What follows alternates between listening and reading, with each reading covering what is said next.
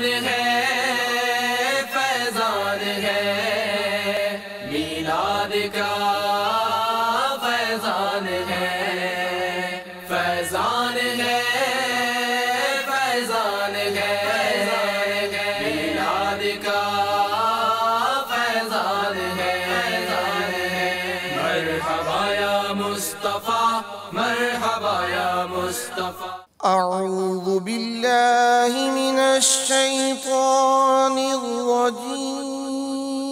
الرجيم بسم الله الرحمن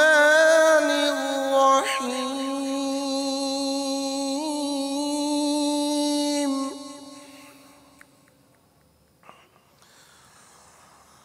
اقرأ باسم ربك الذي خلق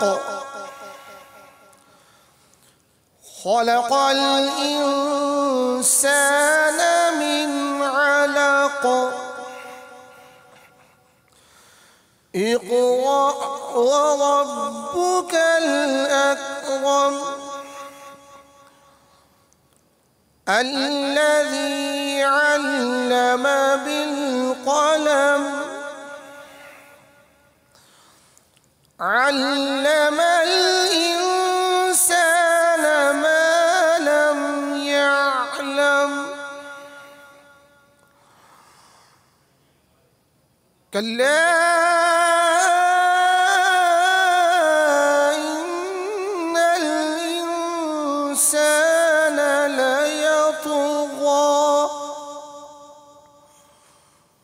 أن رآه استغنى إن إلى ربك الرجعى أرأيت الذي ينهى عبدا إذا صلى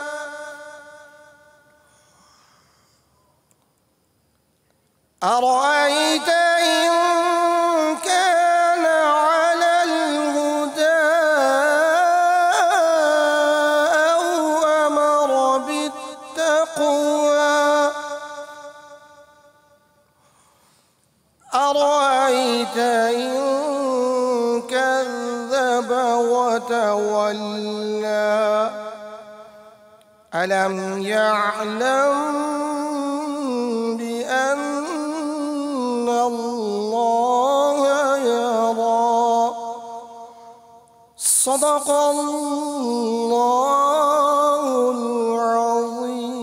العظيم نثار تیری چہل پہل پر ہزار عید ربیع الاول نثار تیری چہل پہل پر ہزار عیدیں کوئی بھی عاشق خاموش نہ رہے جھوم جھوم کے پڑھیے نثار تیری چہل پہل پر ہزار عیدیں ربیع الاول نثار تیری چہل پہل پر ہزار عیدیں اول نثار تیری چہل پہل پر ہزار عیدیں ربیع الاول سوائے ابلیس کے جگہ میں سبھی تو خوشیاں منا رہے ہیں میرے نبی کی آمد ہے میرے نبی کی آمد بولو میرے نبی کی آمد ہے میرے نبی کی آمد ہے میرے نبی کی آمد ہے میرے نبی کی آمد ہے شب ولادت میں سب مسلمان نہ کیوں کرے جان و مال قربان شب ولادت میں سب مسلمان نہ کیوں کرے جان و مال قربان ابو لہب جیسے سخت کافر ابو لہب جیسے سخت کافر خوشی میں جب فیض پا رہے ہیں میرے نبی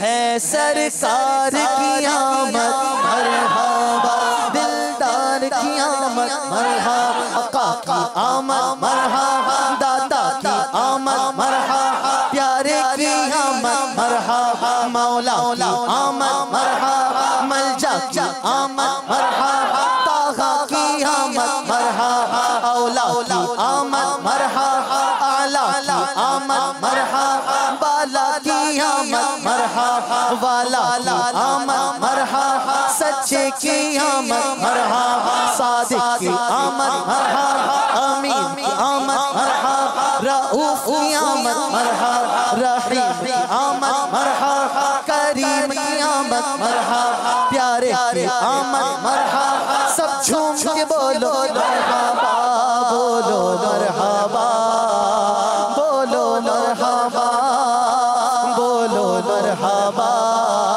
بولو مرحبا، یہ کس شہنشاہ والا کی آمد آمد ہے، بولو مرحبا، بولو مرحبا، دیوانوں بولو مرحبا،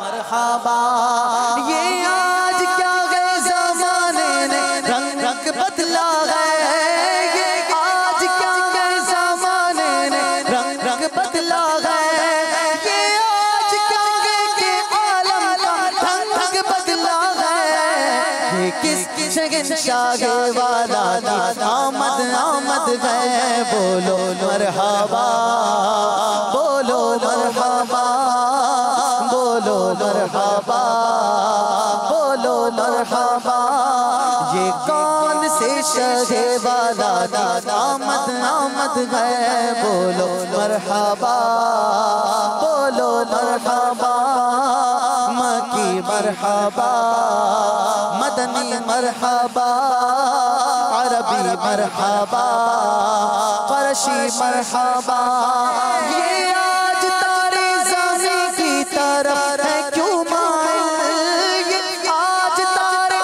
زمین کی طرف ہے کیوں مائل، یہ آسمان سے پیغام ہے نور کیوں نازل، یہ کس شہنشاہ والا کی آمد آمد ہے، بولو مرحبا، بولو مرحبا، بولو مرحبا،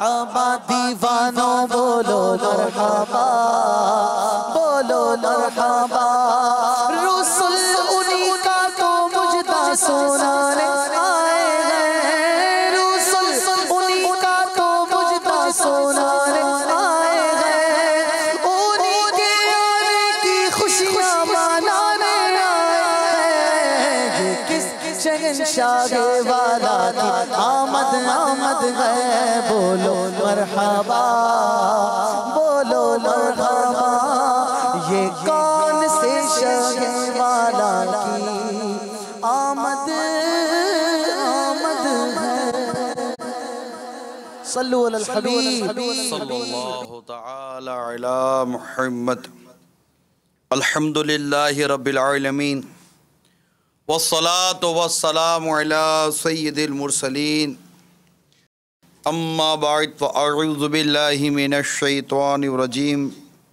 بسم اللہ الرحمن الرحیم، الصلاة والسلام علیک یا رسول اللہ، وعلی آلک واصحابک یا حبیب اللہ، الصلاة والسلام علیک یا نبی اللہ، وعلی آلک واصحابک یا نور اللہ۔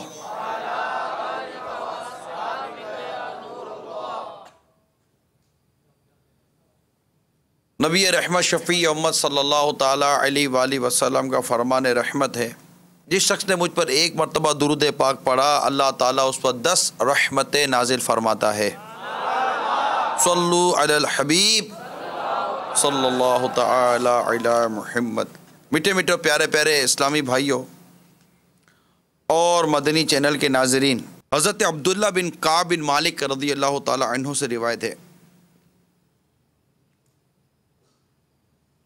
کہ کعب بن مالک رضی اللہ تعالی عنہ غزوہ تبوک کے موقع پر جو نہ جا سکے تھے، اس کا پورا واقعہ جو بیان کیا گیا ہے وہ آپ کو بیان کرتا ہوں۔ فرماتے غزوہ تبوک کے علاوہ میں کسی غزوے میں پیچھے رہا نہیں، البتہ غزوہ بدر میں رہ گیا تھا، لیکن غزوہ بدر میں رہ جانے والے کسی شخص پر عتاب نہیں ہوا تھا، کیونکہ اس وقت رسول اکرم صلی اللہ تعالیٰ علیہ وسلم اور مسلمان جو صحابہ کرام تھے صرف قریش کے قافلے کے تعاقب میں تشریف لے گئے تھے، اور وہاں پھر حالات تبدیل ہوئے اور جنگ چھڑ گئی تھی۔ ایک کثیر تعداد مسلمانوں کی آپ کے ساتھ ملی ہوئی تھی، مگر کوئی ایسا رجسٹر نہ تھا جس پہ سب کے نام لکھے جاتے تھے۔ فرماتے کچھ لوگ چپ جانا چاہتے تھے اور گمان کرتے تھے کہ جب تک ان کے بارے میں اللہ کی طرف سے وحی نازل نہ ہو جائے ان کا معاملہ پوشیدہ رہے گا۔ رسول اکرم صلی اللہ تعالی علیہ وسلم نے اس غزوے کا ارادہ اس وقت فرمایا جب میوہ جات پک چکے تھے، درختوں کے سائے خوب بڑھ چکے تھے، اور میرا جو میلان تھا، میری جو توجہ تھی، تمنا، خواہش ان میوہ جات و سایوں کی طرف تھی۔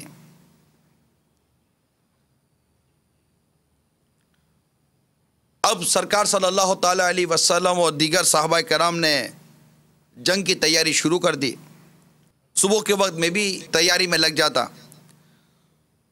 اور کچھ کام تھوڑی دیر کے بعد واپس چلا جاتا،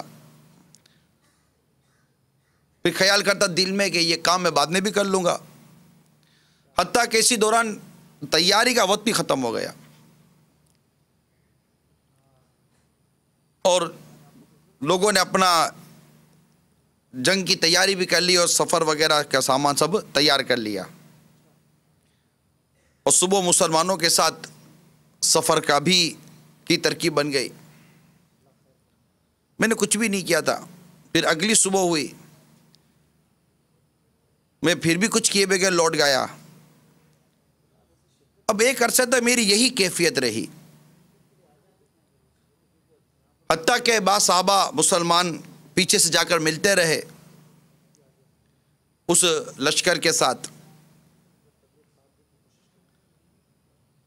یہاں تک کہ جہاد کا وقت بھی گزر گیا اور میں سوچتا رہ گیا کہ ابھی کچھ کر کے ان سے جا ملوں، کہتے کاش کہ میں ایسا کر لیتا۔ صبح سویرے سرکار صلی اللہ تعالیٰ علیہ وسلم تشریف لے آئے۔ میرے آقا صلی اللہ تعالیٰ علیہ وسلم کی یہ عادت کریمہ تھی کہ جب کسی سفر سے تشریف لاتے تو پہلے مسجد میں جا کر 2 رکعت نماز پڑھتے اور لوگوں کی طرف متوجہ ہو کر بیٹھ جاتے۔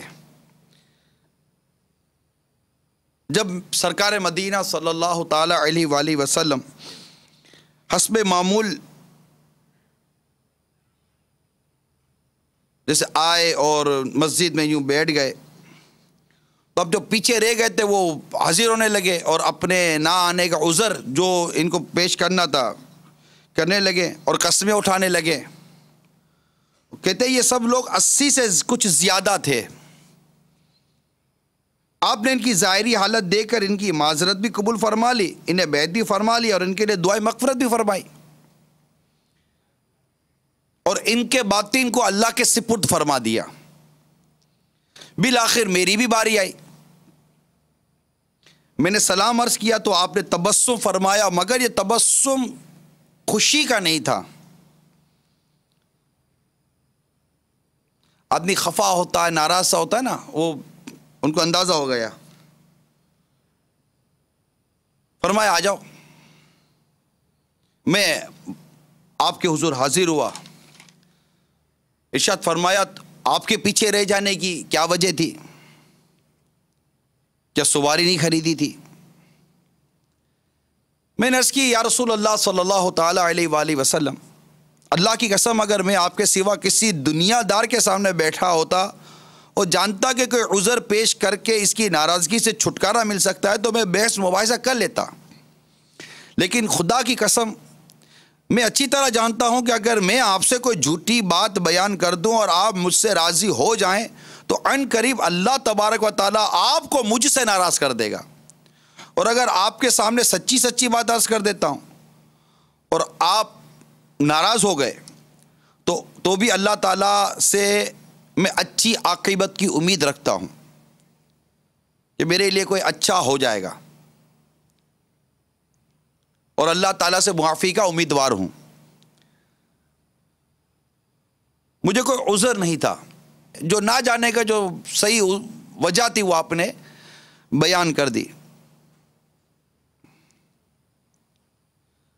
فرماتے سرکار صلی اللہ تعالی علیہ وآلہ وسلم یہ سن کر فرمانے لگے، بہرحال اب اس شخص نے سچی بات کہی دی ہے، اب میرے پاس سے اٹھ کر چلے جائیں یہاں تک کہ اللہ تبارک و تعالیٰ کو فیصلہ فرمائے۔ تو میں اٹھایا، کچھ لوگ میرے پاس آئے، مجھے کہنے لگے کہ اس سے پہلے جہاں تک ہم جانتے ہیں تم نے کوئی قصور تو نہیں کیا تھا،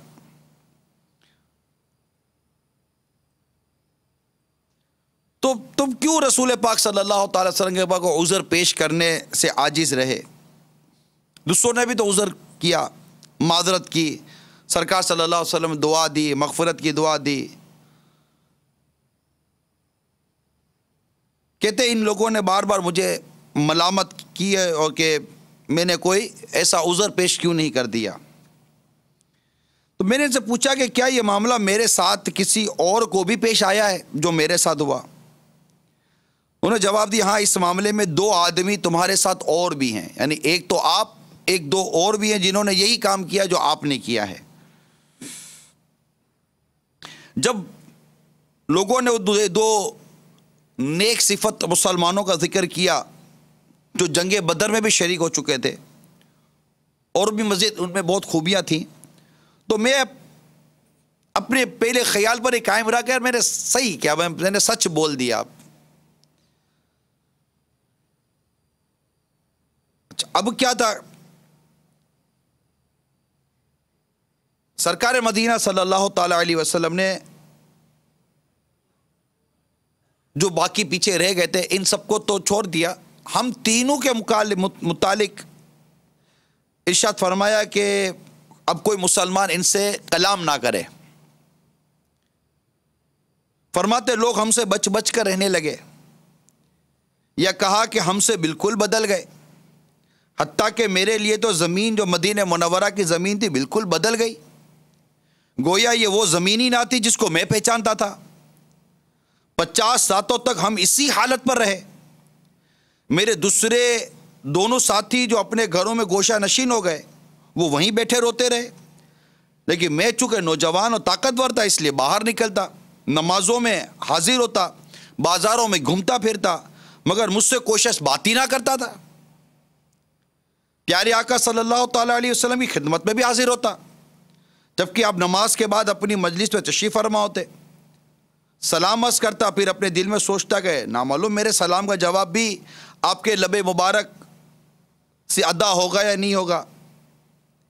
پھر آپ کے قریبی نماز پڑھنے لگا، اور خود کہتے اور دوران نماز ہی نظریں چرا کر آپ کی طرف دیکھا کرتا، جب میں اپنی نماز میں مشغول ہوتا تو آپ میری طرف دیکھا کرتے، اور جب آپ کی طرف میں دیکھتا تو آپ اپنے رخ انور پھیر لیا کرتے تھے۔ حتیٰ کہ مسلمانوں کی جب یہ بے رخی طویل ہو گئی تو میں ایک دن ابو قتادہ رضی اللہ تعالیٰ عنہ کے باغ کی دیوار پر جا کر چڑھ گیا۔ وہ میرے چچا زاد بھائی اور سب سے زیادہ قریبی دوست تھے۔ میں نے انہیں سلام کہا مگر انہوں نے جواب نہیں دیا۔ میں نے کہا اے ابو قتادہ تمہیں اللہ کی قسم دیتا ہوں، مجھے بتاؤ کیا تمہیں معلوم ہے کہ میں اللہ اور اس کے رسول سے محبت رکھتا ہوں؟ فرماتے وہ خاموش رہے۔ میں نے اپنی بات دہرائی اور انہیں دوبارہ قسم دی مگر وہ پھر بھی چپ ہی رہے۔ پھر میں نے انہیں تیسری مرتبہ قسم دے کر پوچھا تو بولے اللہ عز و جل اس کا رسول بہتر جانتے ہیں۔ میری آنکھیں آنسو بہانے لگی۔ واپس لوٹ آیا۔ ایک روز مدینہ منورہ کے بازار میں جا رہا تھا کہ شام کے علاقے کا رہنے والا ایک شخص آیا مدینہ منورہ میں غلہ فروخت کرنے کی گھر سے۔ میں نے سنا کہ وہ لوگوں سے کہہ رہا تھا کہ کوئی شخص ہے جو مجھے کعب بن مالک کے بارے میں بتا سکتا ہے۔ کہتے لوگ میری طرف اشارہ کرنے لگے، وہ میرے پاس آ گیا اور کہا کہ غسان کے بادشاہ کا ایک خط مجھے دیا۔ میں چونکہ منشی تھا، یعنی پڑھنا لکھنا جانتا تھا، اس لیے اسے پڑھا۔ اس میں لکھا تھا اما بعد، ہمیں پتہ چلا ہے کہ تمہارے دوست نے تمہارے ساتھ بے وفائی کی ہے اور اللہ نے تمہیں ذلت اور حق تلفی کی جگہ رہنے کے لیے پیدا نہیں کیا ہے، یا تم ہمارے پاس آ جاؤ، ہم تمہاری دل جوئی کریں گے۔ اس طرح کا اب ایسے موقع پر ایسا مکتوب آ جانا، یہ بھی ایک آزمائش تھی۔ خود کہتے ہیں کہ اس خط کے پڑھنے کے بعد میں نے کہا یہ بھی میرے لیے امتحان کا ایک حصہ ہے۔ میں نے اس خط کو تنور میں پھینک کر جلا ڈالا، حتیٰ کہ 50 میں سے جب 40 راتیں گزر گئیں اور نزول وحی میں تاخیر ہوئی تو رسول اکرم صلی اللہ تعالی علیہ وسلم کا قاصد ایک روز میرے پاس آیا اور کہنے لگا اللہ کے رسول صلی اللہ تعالی علیہ وسلم تمہیں حکم دیتے ہیں کہ تم اپنی بیوی سے الگ ہو جاؤ اور اس کے قریب مت جاؤ۔ میرے دوسرے دونوں ساتھیوں کو بھی یہی پیغام پہنچا۔ فرماتے ہیں میں نے اپنی بیوی سے کہا کہ تم میکے چلی جاؤ اور وہیں رہو جب تک کہ اللہ تعالیٰ میرے معاملے میں کوئی فیصلہ نہ فرما دے۔ بیان کرتے ہیں کہ وہ جو دوسرے ساتھی تھے، ہلال بن امیہ ان کا نام تھا، کہ بیوی پیارے آقا صلی اللہ علیہ وسلم کی بارگاہ میں حاضر ہوئی اور عرض کرنے لگی آقا، ہلال بن امیہ ایک بوڑھے اور معذور آدمی ہیں، ان کے پاس کوئی خدمت کرنے والا نہیں ہے، کیا آپ اس کو پسند فرمائیں گے کہ میں ان کی خدمت کرتی رہوں؟ سرکار صلی اللہ تعالی علیہ وسلم نے فرمایا میں یہ تو ناپسند نہیں کرتا، لیکن وہ تمہارے قریب ہرگز نہ آنے پائے۔ وہ عرض کرنے لگی جس دن سے ان کے ساتھ یہ واقعہ پیش آیا ہے بس اسی روز سے مسلسل روئے چلے جا رہے ہیں۔ فرماتے میرے بعض اہل خانہ نے مجھے کہا تم بھی پیارے آقا صلی اللہ تعالی علیہ وسلم کی بارگاہ میں اجازت لے لو، جس طرح ہلال بن امیہ کی بیوی نے لے لی تو آپ کی بیوی بھی آپ کی خدمت کرتی رہے گی۔ کہتے میں نے کہا کہ اللہ کی قسم میں رسول اکرم صلی اللہ تعالی علیہ وسلم اس بارے میں اجازت طلب نہیں کرتا، اور میں نہیں جانتا کہ اگر میں اجازت مانگوں تو پیارے آقا صلی اللہ تعالی وسلم کیا ارشاد فرمائیں، اور پھر میں جوان آدمی ہوں۔ فرماتے اسی حالت میں مزید 10 راتیں گزر گئیں اور جب سے مسلمانوں کو ہم سے کلام کرنے سے روک دیا گیا تھا اب تک 50 راتیں مکمل ہو گئیں۔ فرماتے ہیں کہ پھر 50ویں رات صبح کی نماز پڑھ کر میں اپنے گھروں میں سے ایک گھر کی چھت پر بیٹھا تھا۔ میں اسی حالت میں تھا جس کا ذکر ہمارے بارے میں اللہ عز و جل نے فرمایا ہے۔ میرا سانس تنگ ہو رہا تھا، زمین اپنی وسعت کے باوجود مجھ پر تنگ ہو رہی تھی۔ اچانک میں نے ایک منادی کی آواز سنی جو صلعہ پہاڑ پر بلند آواز کے ساتھ پکار رہا تھا، یا کعب، یا کعب، اے کعب بن مالک خوش ہو جاؤ تمہاری توبہ قبول ہو گئی۔ میں سجدے میں گر پڑا اور جان گیا کہ نجات کی صورت پیدا ہو گئی ہے۔ فرماتے رسول اکرم صلی اللہ تعالی علیہ وسلم نے نماز فجر ادا فرمانے کے بعد لوگوں کو ہماری توبہ قبول ہو جانے کی اطلاع دے دی اور لوگ ہمیں خوشخبری دینے کے لیے چل پڑے، اور کچھ لوگ میرے دونوں ساتھیوں کو خوشخبری پہنچانے بھی روانہ ہو گئے۔ ایک آدمی گھوڑے کو ایر لگا کر میری طرف بھاگا اور بنی اسلم کا ایک اور آدمی بھی میری طرف آتے ہوئے بھاگتا ہوا پہاڑ پر چڑھ گیا اور اس کی آواز گھوڑے والے سے بھی زیادہ جلدی مجھ تک پہنچ گئی۔ پھر جب وہ شخص میرے پاس پہنچا جس کی خوشخبری دینے کی آواز میں نے سنی تھی تو میں نے اپنے دونوں کپڑے اتار کر اس کو پہنا دیے، کیونکہ اس نے مجھے خوشخبری پہنچائی تھی، اور اس دن میرے پاس ان 2 کپڑوں کے سوا اور کچھ بھی نہ تھا جو میں اس کو دے دیتا، اور کسی اور کے کپڑے مانگ کر میں نے پہن کر میں نے بارگاہ رسالت صلی اللہ تعالی علیہ وسلم میں حاضری کا ارادہ کیا۔ راستے میں گروہ در گروہ وہ لوگ مجھ سے ملتے، میری توبہ قبول ہونے پر مجھے مبارکباد دیتے، مبارک ہو اللہ نے تمہاری توبہ قبول فرما لی۔ حتیٰ کہ مسجد شریف میں داخل ہوئے دیکھا کہ رسول اکرم صلی اللہ تعالی علیہ وسلم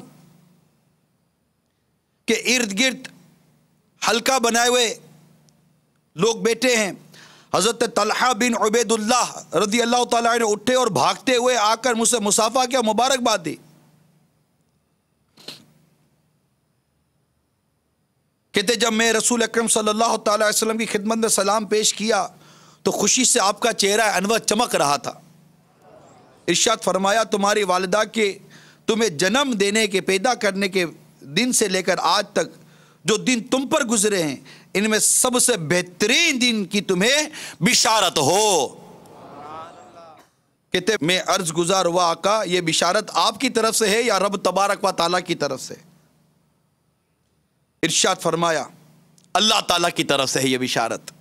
حضرت کعب فرماتے ہیں کہ اللہ کی قسم جب سے اللہ تعالیٰ نے مجھے اسلام کی ہدایت دی ہے آج تک اس سے بڑی کوئی نعمت اللہ نے مجھے عطا نہیں فرمائی جتنی رسول اکرم صلی اللہ تعالیٰ علیہ وسلم کی بارگاہ میں سچ بولنے پر عطا فرمائی.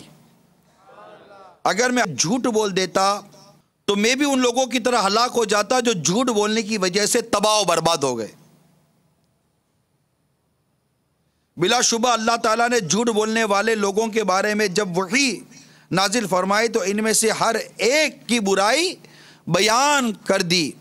تو توبہ، سچی توبہ، اور توبہ کے لیے سب سے اہم ترین جو رکن ہے وہ ندامت، افسوس، گلٹی فیل کرنا، یار کیا کیا میں نے یار. اللہ ہمیں سچی توبہ کی توفیق عطا فرمائے اور ہم سب کو سچ بولنے اور سچ پر قائم رہنے کی توفیق عطا فرمائے. آمین بجاہ النبی الامین صلی اللہ تعالی علیہ وآلہ وسلم. صلو علی الحبیب صلی اللہ تعالی علیہ. الحمدللہ رب العالمین والصلاة والسلام علی سید المرسلین. اما بعد فاعوذ باللہ من الشیطان الرجیم. بسم اللہ الرحمن الرحیم. الصلاة والسلام علیک یا رسول اللہ وعلی آلک وصحابک یا حبیب اللہ. الصلاة والسلام علیک یا نبی اللہ وعلی آلک وصحابک یا نور اللہ. فرمان مصطفیٰ صلی اللہ تعالی علیہ وآلہ وسلم جس نے کتاب میں مجھ پر درود پاک لکھا تو جب تک میرا نام اس میں رہے گا فرشتے اس پر استغفار کرتے رہیں گے. صلو علی الحبیب صلی اللہ تعالی علی محمد. الحمدللہ آج 1434 سنہ ہجری کے ربیع الاول کی تیسری شب ہے. فضان میلاد کا سلسلہ جاری ہے جس کی ایک کڑی مدنی مذاکرہ بھی ہے. آپ سوالات کیجئے، ہر سوال کا جواب وہ بھی ثواب دے پاؤں یہ ضروری نہیں، من پڑا تو عرض کرنے کی کوشش کروں گا. بھول کر تپائیں فوراً میری اصلاح فرمائیں. مجھے آئیں بائیں شائیں کرتا اپنے موقف پر بلا وجہ اڑتا نہیں، شکریہ کے ساتھ رجوع کرتا پائیں گے انشاءاللہ عز و جل. پیارے بابا جان السلام علیکم ورحمۃ اللہ وبرکاتہ. وعلیکم السلام ورحمۃ اللہ وبرکاتہ.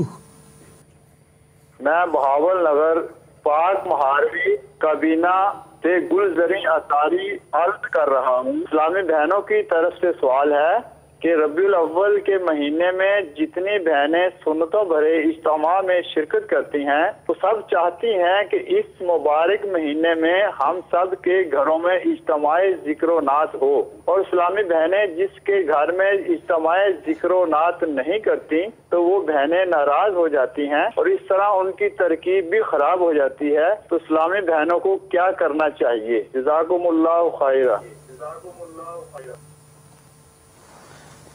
آمین. اسلامی بہنیں آخر وہ کیوں اپنے گھر پہ بھیڑ بھاڑ دیکھنا چاہتی ہیں کہ رہ گئی تو اب وہ لڑائی کرتی ہیں، مطلب پھر برائیاں، غیبت، یہ سب دروازے کھلتے ہوں گے کہ وہ جو ذمہ دار اسلامی بہن ہے نا، تو یہ اس کو تحفے دیتی ہے یا یہ پارٹی ہے پیسے والی ہے، اس کے گھر محفل کی، ہم غریب ہیں ہمارے گھر میں نہیں کی، تو اب اگر یہ بھی غیبت نہیں تو غیبت کیا بلکہ تہمت، اس میں تو تہمت کی بو آ رہی ہے کہ اس کے دل کا حال کیسے پتا چلا کہ وہ مالدار ہے اس لیے اس کے یہاں گئی اور تو غریب ہے اس لیے تیرے یہاں نہیں آئی، اس کا کیا واضح قرینہ ہے؟ واضح قرینہ نہیں پھر تو یہ تو تہمت لگ رہی ہے جو کہ غیبت سے بھی خطرناک جرم ہے، حرام اور جہنم میں لے جانے والا کام ہے۔ یعنی اپنے گھر پہ شریعت کے عین مطابق اگر کوئی میلاد شریف کرنے میں کامیاب ہو بھی جاتا ہے تو یہ امر مستحب ہے، مستحب کام ہے، جو نہیں کرتا اپنے گھر میں تو وہ گناہگار تو ہے ہی نہیں۔ جبکہ اس محفل میلاد کو برا نہ سمجھتا ہو، ہاں جو برا سمجھتا ہے وہ تو یقیناً گناہگار ہے کہ اس کو اسلام نے جائز قرار دیا، اس کو یہ برا اور ناجائز کہنے والا کون بنتا ہے؟ اس نے شریعت پر افترا کیا، اللہ اور رسول پر گویا بہتان باندھا۔ تو جو جائز سمجھتا نہیں کرتا تو ٹھیک ہے، اس پر کوئی گناہ نہیں ہے، کوئی مواخذہ نہیں ہے قیامت کے دن کہ تم نے کیوں اپنے گھر پہ مولود نہیں کیا۔ تو اس نے اسلامی بہنیں ایسی بھول نہ کیا کریں، حسن ظن رکھا کریں کہ حدیث پاک میں حسن الظن من حسن العبادت ہے کہ مومن پر، مسلمان پر اچھا گمان قائم کرنا یہ اچھی عبادت میں سے ہے۔ تو آپ اچھا گمان کریں اپنی ذمہ دار کے بارے میں اور عبادت کا ثواب کمائیں۔ بدگمانی کر کے کیوں گناہ میں پڑتی ہے؟ غیبتیں کر کے کیوں گناہ میں پڑتی ہے؟ تو جس کے گھر پہ نہیں ہوتا وہ بالکل ڈسٹرب نہ ہوا کریں اور ناراض نہ ہوا کریں۔ ظاہر ربیع النور میں دن کتنے، گنتی کے تو دن ہوتے ہیں، اب اس میں بھی ظاہر بیچاریاں روز روز کیسے جائیں گی؟ ان میں ذمہ دار اسلامی بہنیں ظاہر بال بچوں والی بھی ہوتی ہوں گی، پھر ان کے گھر کے مسائل بھی ہوتے ہوں گے، بچوں کے ابو کے مسائل بھی ہوتے ہوں گے، ساس سسر کے مسائل بھی ہوتے ہوں گے، نند باوج کے مسائل ہوتے ہوں گے، اور ہر گھر میں اتنی چھوٹ نہیں ہوتی کہ وہ مطلب جب چاہے جہاں چاہے محفل میلاد میں شرکت کر لے۔ سختیاں بھی ہوتی ہیں، سختیاں ہوتی ہیں، وہ بھی بیاریاں اسی طرح ترکیب بنا کر بعض اسلامی بہنیں کام کرتی ہیں اور بعض گھر میں بیٹھ جاتی ہیں۔ گھر والے جب سختیاں کرتے ہیں تو نہیں نکل سکتی، عورت ذات ہے۔ تو اب اس پر پھر مزید ہے کہ آپ لڑا لڑی کریں، بولا بولی کر کے اپنے لیے گناہوں کا گٹھڑ جمع کریں، تو ایسا نہ کیا کریں۔ یہ اپنی ذمہ داروں کے تعلق سے آنکھیں بند کر لیا کریں کہ یہ جس کے گھر کریں ان کی ثوابدید پر چھوڑ دیں کہ باجی آپ جو بولیں ہم آپ کے ساتھ ہیں جب تک شریعت کے خلاف نہ ہو۔ تو جہاں آپ بولیں گی کہ بھئی فلاں جھگی میں کرنا ہے تو ہم آپ کے ساتھ جھگی میں چلیں گی۔ اگر آپ کو یہ گنجائش ملتی ہے کہ بھئی فلاں بہت بڑی کوٹھی میں کرنا ہے اجتماع ذکر و نعت تو ہم وہاں آپ کے ساتھ چلیں گے، آپ جہاں بولو پردے کے اہتمام کے ساتھ شریعت کے مطابق جہاں جہاں آپ کو حکم کریں گے ہم آپ کے ساتھ ہیں، کیونکہ ہم کو مدنی مرکز نے آپ کی اطاعت کا آرڈر کیا ہے، آپ کے کام میں رخنا اندازی کا ہم کو کوئی حکم نہیں بلکہ ہم کو منع کیا ہے۔ تو اس طرح کام ٹوٹے گا، نمازیوں کی تعداد کم ہوگی، بے پردگیوں کی تعداد بڑھے گی، گناہوں کی، بدگمانیوں کی، غیبتوں کی، چغلیوں کی تعداد بڑھے گی۔ تو دنیا بھر میں جہاں بھی اس طرح کے معاملات کے 12ویں شریف آ گئی تو 11ویں شریف تشریف لے آئی، تو اس طرح رمضان المبارک کے معاملات ہوئے یا کوئی بھی ایسا معاملہ ہو کہ اس کے گھر پہ کیوں مدنی حلقہ رکھا، میرے گھر پہ کیوں نہیں رکھا، اس کے گھر نیکی کی دعوت کے لیے گئی تو میرے یہاں کیوں نہیں آئی۔ اب ہر ایک بولے تو بھی کہ 100 گھر ہوں، اب کس جگہ پر یہ کیا جائے گا، اور ہر جگہ اتنا انتظام بھی نہیں ہوتا، سنبھال نہیں سکتے۔ یہ تو نادان لوگ ایسی گڑبڑ کرتے ہیں، تو اللہ کرے دل میں اتر جائے میری بات۔ واللہ تعالی اعلم ورسولہ اعلم عز و جل وصلی اللہ تعالی علیہ وآلہ وسلم۔ فیضان ہے، فیضان ہے میلاد کا، فیضان ہے، فیضان ہے، فیضان ہے میلاد کا، فیضان ہے، مرحبا یا مصطفیٰ، مرحبا मरहबा या मुस्तफा।